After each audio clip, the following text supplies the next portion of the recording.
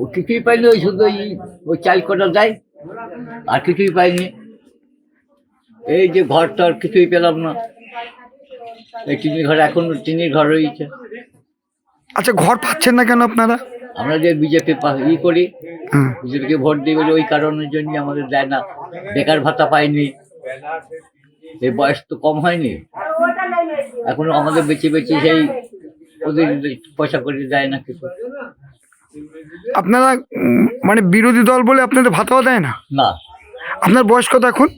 এখন 70 কাছে হয়ে গেল, ঘর পাইনি ওই যে বিজেপি করি বললে, পয়সা ঘুষ দিইনি।